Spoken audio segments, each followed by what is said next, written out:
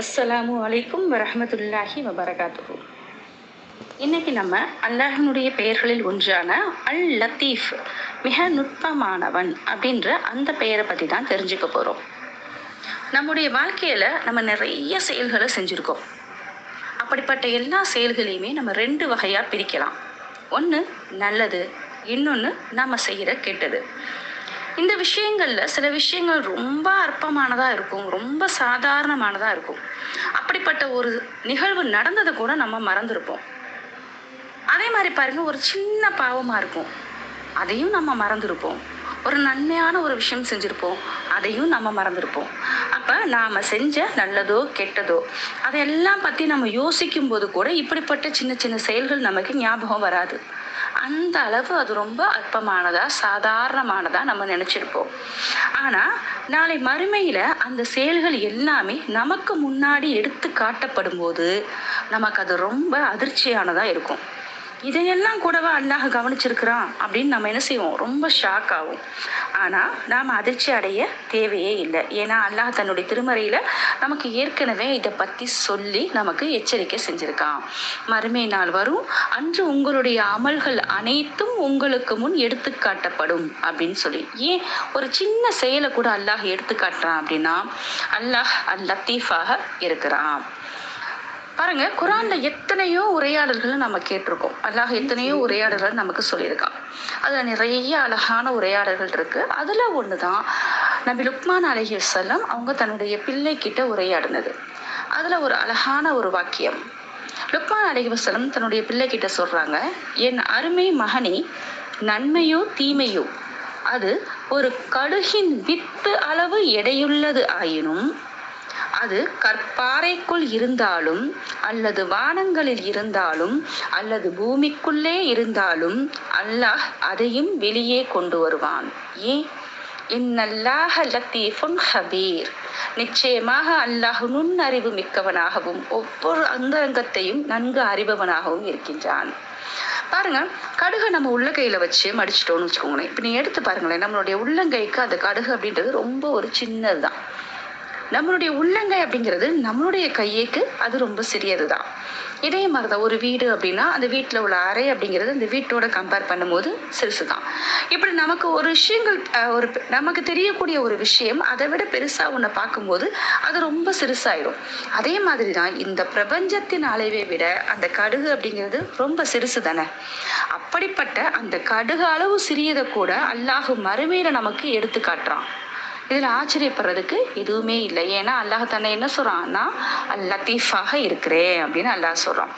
அல் லத்தீஃப் அப்படிங்கிற இந்த வார்த்தை நமக்கு ரெண்டு விஷயத்தை உணர்த்துது. ஒண்ணு அல்லாஹ்னுடைய ஞானம், இரண்டாவது அல்லாஹ்னுடைய கருணை.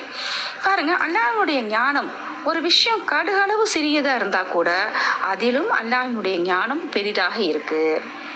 அது எத்தனை சின்ன விஷயமா இருந்தாலும், அது நல்லதோ கெட்டதோ எதுவாக இருந்தாலும், நம்ம நன்மை செஞ்சிருந்தோம்னா அதை ஏற்று நமக்கு அதற்கான நன்மையை வழங்குவதிலும், நம்ம ஒரு பாவம் செஞ்சிருந்தா அதற்காக நம்ம அல்லாஹ் என்ன செய்யறான், மன்னிக்க கூடியதுமே அவனுடைய ஞானமும் கருணையும் நிறைஞ்சு இருக்கு.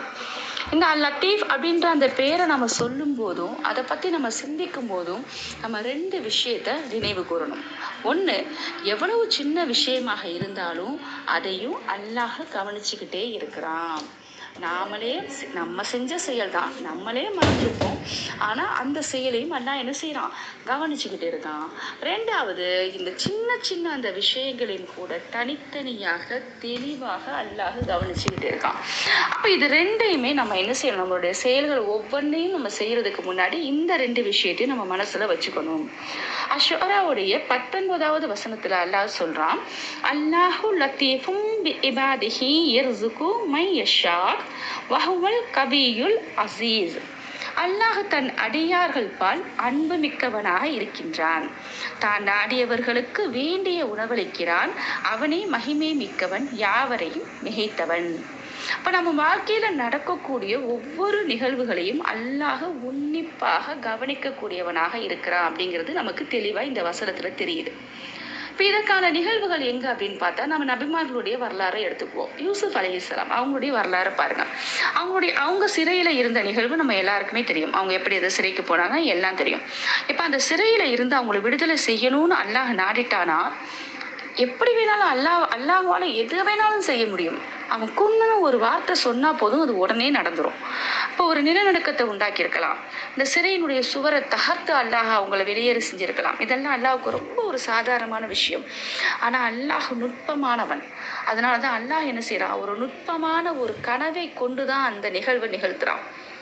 ஒரே ஒரு கனவு, இரவு நேரம் அந்த அரசருக்கு வந்த ஒரே ஒரு கனவு, அதற்கான விளக்கத்தின் மூலமாக அல்லாஹ் யூசுப் அலைஹிஸ்ஸலாம் அவங்களுக்கு விடுதலையை கொடுக்குறான். இதே மாதிரி பாருங்க, மூசா அலைஹிஸ்ஸலாம் அவங்களுடைய தாயார்கிட்ட சேர்க்கறதுக்காக அல்லாஹ் நடத்திய ஒரு அற்புதம் பாருங்களேன். அல்லாஹ் தாய்கிட்ட போய் அந்த குழந்தைய சேர்க்கணும்னு நினைச்சிருந்தானா ஃபிரௌன்ட்டு அந்த நைல் நதியிலேயே ஃபிரௌன் அல்லாஹ் மூழ்கடிச்சிருக்கலாம். அல்லாஹ் எப்படி வேணாலும் செஞ்சிருக்கலாம். உண்மைதானே? யோசிச்சு பாருங்க, ஃபிரௌன் என்ன பண்ணா? பனி இஸ்ரவேலர்கள் அதுல வரக்கூடிய ஒரு ஆண் குழந்தையால தன்னுடைய உயிருக்கு ஆபத்துன்னு அத்தனை குழந்தைகளையும் கொல்ல சொல்றான். அப்படிப்பட்டவனை உடனே ஒரே நிமிஷத்துல அழிக்க அல்லாஹ் வாழ முடியாதா? இல்ல, அல்லாஹ் அதிலும் மிக நுட்பமாக செஞ்சான். எப்படி அப்படி செஞ்சான்? அந்த குழந்தையின் மூலமாகவே அல்லாஹ் அதை நிகழ்த்தினான். அந்த குழந்தையினுடைய பசிக்கு பாலூட்டக்கூடிய தாய்மார்களை அல்லாஹ் அந்த அரசர் நியமனம் செய்யும் போது அவங்க எந்த தாய்கிட்டையுமே அவங்க பால் குடிக்கல. அப்ப இவங்க இல்லை, இவங்க சரியில்லை, இவங்க மாற்றி மாற்றி வரும்போது இறுதியாக அந்த வீரர்கள் போய் அந்த குழந்தைய கொல்லுவோன்னு சொல்லிட்டு அத்தனை குழந்தைகளும் கொன்னாங்களோ அவங்க மூலமாகவே அந்த தாய் மூசா அலைஹிஸ்ஸலாம் அவங்க கிட்ட கொண்டு வந்து அல்லாஹ் சேர்க்கிறான். யோசிச்சு பாருங்க, ஒரு சின்ன செயல், குழந்தை பால் குடிக்க மறுக்குது, தன்னுடைய தாய்கிட்ட தான் அது பால் குடிக்குது. அல்லாஹ் அந்த மாதிரி ஒரு நுட்பமான விஷயத்தின் மூலமாக அல்லாஹ் மூசா அலைஹிஸ்ஸலாம் அவங்கள தன்னுடைய தாயார் கிட்ட சேர்த்தான். இப்படி நபிமார்களுடைய வாழ்க்கையில மட்டும்தான் இப்படிப்பட்ட நிகழ்வுகள் நடந்துச்சா? கிடையாது.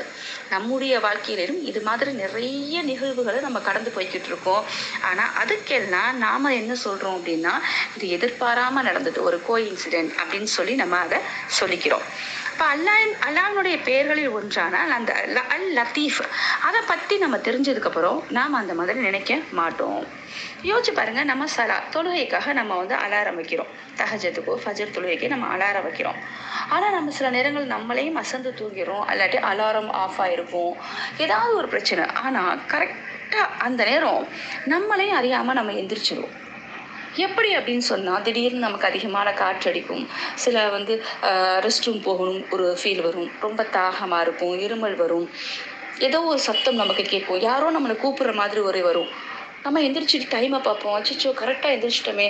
அப்போ கூட நம்ம என்ன நினைப்போம், இப்போ இது ஒரு கோஇன்சிடென்ட், இது எதிர்பாராமல் நடந்த ஒரு நிகழ்வு அப்படின்னு நினைப்போம். ஆனால் யோசிச்சு பாருங்க, நம்ம கொஞ்ச நேரம் மிஸ் பண்ணியிருந்தாலும் நம்ம அந்த வக்தை நம்மளை விட்டு போயிருக்கோம். அப்போ இப்படிப்பட்ட செயல்கள் நம்மளுடைய வாழ்க்கையிலையும் நடந்திருக்கு. அப்ப இது யாருடைய நாட்டமாக இருக்குன்னா, அல்லாஹ்வுடைய நாட்டமாக இருக்கு. ஏன் அப்படின்னா, அல்லாஹ் யாரா இருக்கான்? அல் லத்தீஃபாக இருக்கிறான்.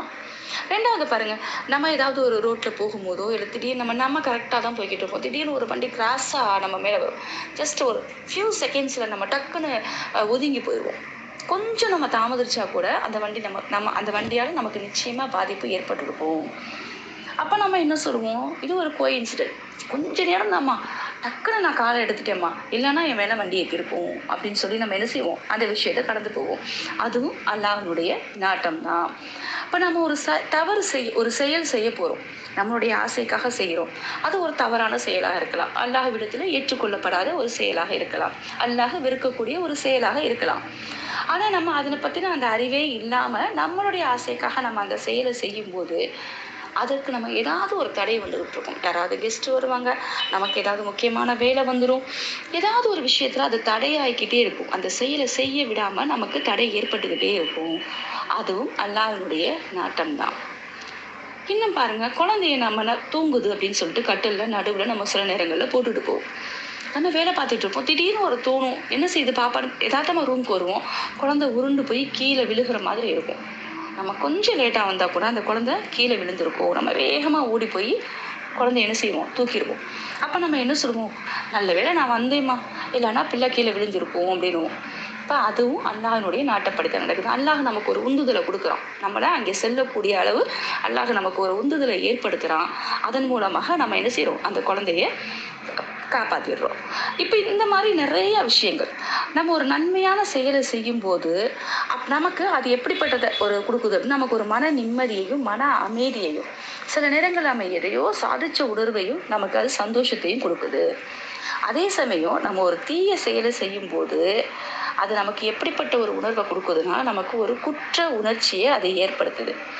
இப்போ நன்மை செய்யும் போது நமக்கு கூலியும் தீமை செய்யும் போது தண்டனையும் அல்லாஹ் கொடுக்கறது கிடையாது. மாறாக அல்லாஹ் என்ன செய்யறான், அந்த குற்ற உணர்ச்சியை நமக்கு ஏற்படுத்துறான். இப்போ நம்ம நன்மை செய்யும் போதும் நமக்கு நம்ம நன்மை செஞ்சாலும் நமக்கு கூலி கிடைக்குது, நம்ம நன்மை செய்யணும்னு நினைக்கும் போதும் அதுக்காகவும் நமக்கு கூலி கிடைக்குது. ஆனால் யோசிச்சு பாருங்க, நம்ம ஒரு தீமையான செயலை செய்ய நினைக்கும் போது அதற்கான தண்டனை நமக்கு எழுதப்படுறது கிடையாது, அதை செஞ்ச உடனேயும் நமக்கு எழுதப்படுறது கிடையாது. அல்லாஹ் அதிலிருந்து நம்ம மீள்றதுக்கான நம்ம மன்னிப்பு கேட்கறதுக்கான அவகாசத்தையும் அல்லாஹ் நமக்கு ஏற்படுத்துறான். ஆனா அப்படிப்பட்ட ரப்பு அந்த தவறை நம்ம செய்யறதுக்கு முன்னாடியும் நம்மளுடைய உள்ளத்துல என்ன செய்யறான், அந்த எண்ணத்தை நமக்கு விதைக்கிறான். இது தவறு செய்யக்கூடாது அப்படின்னு ஏற்படுத்துறான். தவறு செஞ்சதுக்கு அப்புறமும் நம்ம உள்ளத்துல என்ன செய்யறான், ஒரு குற்ற உணர்ச்சியை ஏற்படுத்துறான். அதை உணரும் போதுதான் நமக்கு அந்த செயல், ஐயோ நம்ம எவ்வளோ தவறான ஒரு செயலை செஞ்சிருக்கோம், இல்லை நம்ம இப்படி ஒரு தவறான செயலை செய்ய போயிருக்கோமே அப்படின்ற ஒரு எண்ணம் நமக்கு வருது. அதே மாதிரி பாருங்க, நம்மளுடைய துக்கம், கவலை, ஏமாற்றம், துரோகம் இப்படி எப்படிப்பட்ட இந்த மாதிரி ஒரு நிகழ்வு நமக்கு ஏற்படும் போது நம்மளுடைய நிலை என்னவா இருக்கும், நம்ம நிம்மதியை இழந்துருவோம், தூக்கத்தை இழந்துருவோம், ரொம்ப உடைஞ்சு போயிருப்போம். அப்படிப்பட்ட நேரத்துல நம்மளுடைய பார்வைக்கோ நம்மளுடைய சிரிக்கோ அல்லாஹ்வுடைய வசனங்களோ நபிமொழியோ ஏதோ ஒரு விஷயம் நம்மளை சேர்ந்து அடையும் போது அது நமக்காகவே சொல்லப்பட்டது மாதிரி நமக்கு ஒரு ஃபீல் வரும். இல்லை யாராவது மூலமா நம்மளுடைய வேண்டியவர்கள் நமக்கு உறவுகள் மூலமாக நமக்கு அதற்கான தீர்வோ அதற்கான ஆறுதலோ கிடைக்கும் போது நமக்கு எவ்வளோ சந்தோஷமா இருக்கும்ல. இப்போ அதுவும் அல்லாஹ்வுடைய நாட்டம் தான். அல்லாஹ் லத்தீஃபாக இருக்கிறான். இன்னும் பாருங்க, நம்ம அனுபவிக்கக்கூடிய காற்று, உணவு, நம்மளுடைய கால மாற்றம், பகல் இரவு அப்படின்னு மாறி மாறி வர்றது, நம்மளுடைய கருவில் இருக்க குழந்தையினுடைய வளர்ச்சி படிப்படியாக நிகழ்கிறது, பிறந்த குழந்தை வளர்றது, இது எல்லாமே மிக நுட்பமான ஒரு விஷயங்கள் தான். எதுவுமே நம்ம சாதாரணமா கடந்து போகவே முடியாது. யோசிச்சு பாருங்க, வயிற்றுக்குள்ள இருக்கக்கூடிய குழந்தையினுடைய மாற்றம் அப்படின்றது நம்ம ஒரு ஸ்கேன் மூலமாகவோ டாக்டர் சொல்றது மூலமாகவோ நம்ம ஒரு ஃபீல் பண்ணுவோம் இல்லையா, கை வச்சு, அதன் மூலமா நமக்கு தெரியுது. ஆனா அதை நம்மளால பார்க்க முடியாது. ஆனா யோசிச்சு பாருங்க, பிறந்த குழந்தையினுடைய வளர்ச்சியை நம்ம படிப்படியா நம்ம பார்க்கிறோம். இப்போ ஒரு பிறந்த குழந்தை உடனே பெருசாகணும்னா அல்லாஹ் என்ன செய்யறான்,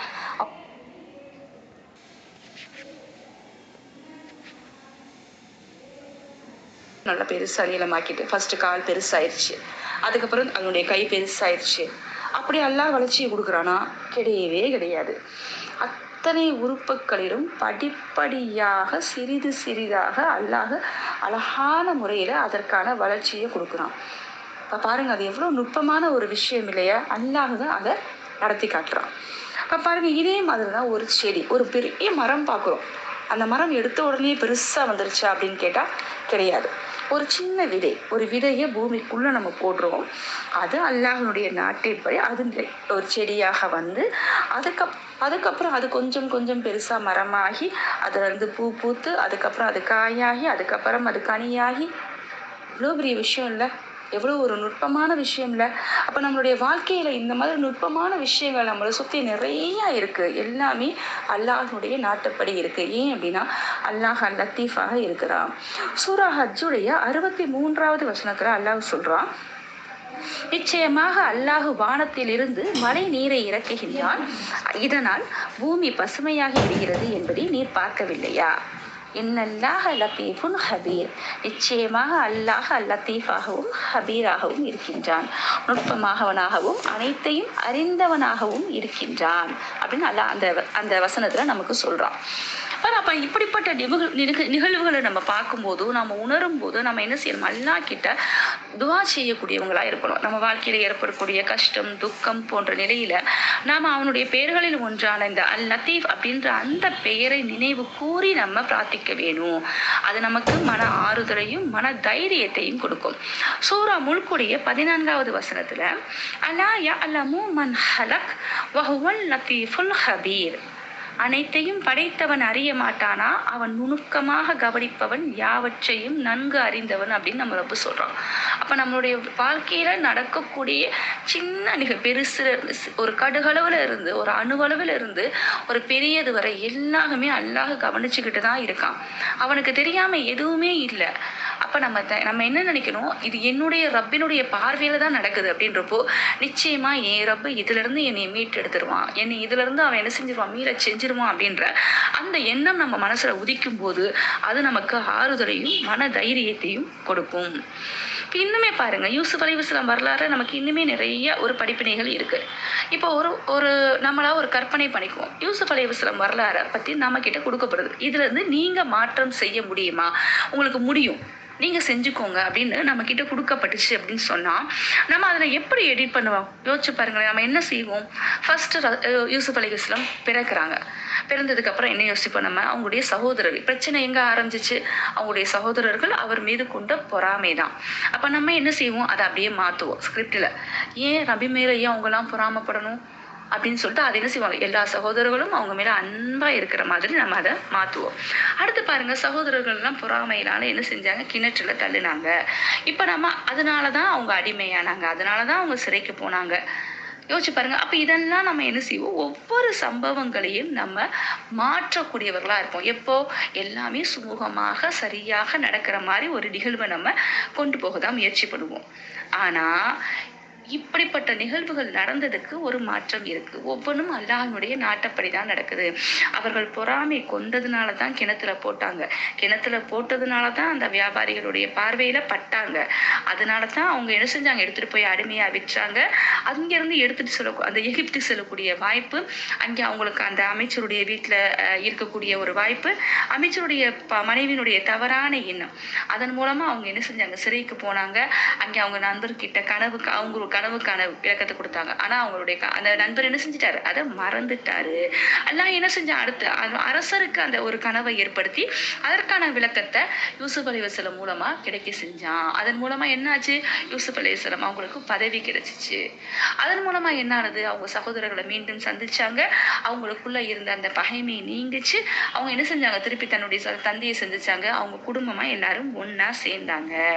அப்ப நம்மளுடைய கண்ணோட்டமும் அல்லாஹ்வுடைய கண்ணோட்டமும் மிக மாறுபட்டது. அல்லாஹ்வுடைய கண்ணோட்டம் மிக மிக நுட்பமானது. அது இறுதியில என்ன செய்யுது, நன்மையை மட்டுமே நமக்கு தரக்கூடியதா இருக்குது.